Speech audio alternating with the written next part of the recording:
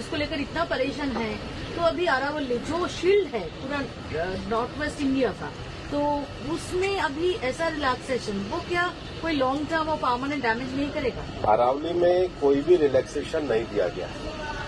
पहली बात, अरावली भारत के 4 राज्यों में है, दिल्ली, हरियाणा, राजस्थान, हरियाणा और गुजरात। टोटल अरावली 39 डिस्ट्रिक्ट्स में है। अरावली की पिटीशन 1985 से चल रही है। इस पिटीशन में चलने के बाद अरावली में माइनिंग के स्ट्रिक्ट नियम होने चाहिए, इसके हम भी पूरी तरीके से समर्थन करते हैं। सुप्रीम कोर्ट ने चारों राज्यों को कहा कि अरावली की सेम डेफिनेशन होनी चाहिए। सेम डेफिनेशन में 100 मीटर को, जो कि 1968 का जो जियोलॉजी का स्टडी है रिचर्ड मॉर्फी, उसके कारण है। कुछ यूट्यूब चैनल ने और कुछ लोगों ने एक कंफ्यूजन खड़ा कर दिया कि 100 मीटर का अर्थ होगा टॉप के 100 मीटर।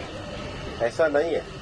उसका जो बेस स्ट्रक्चर है, जो पर्वत का बेस स्ट्रक्चर है, अगर वो जमीन के अंदर भी 20 मीटर है, वहां से लेके 100 मीटर तक प्रोटेक्शन है।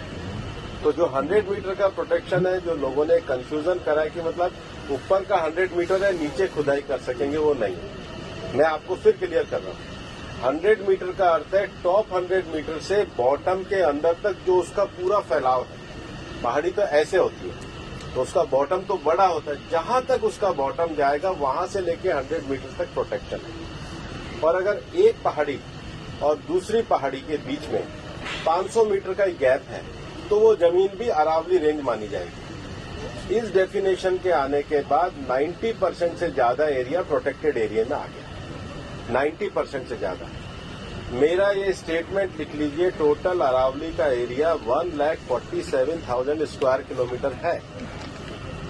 इसके बाद केवल अभी की जो मेरे पास 39 डिस्ट्रिक्ट है, केवल 217 किलोमीटर, मतलब 2% में ही माइनिंग हो सकती है, और वो भी हर तरीके से नहीं हो सकती। उसके लिए भी सुप्रीम कोर्ट ने डायरेक्शन दिया है कि आपने जैसे सारंडा और झारखंड में एक पूरा पहले माइनिंग प्लान बनाया है, वो प्लान तैयार करिए।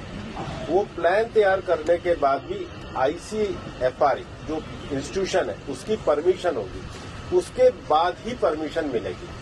दिल्ली में कोई भी माइनिंग अलाउ ही नहीं है, ना होगी। मैं फिर दोहरा रहा हूं, दिल्ली की अरावली हिल्स में माइंस पूरी तरीके से बैन है।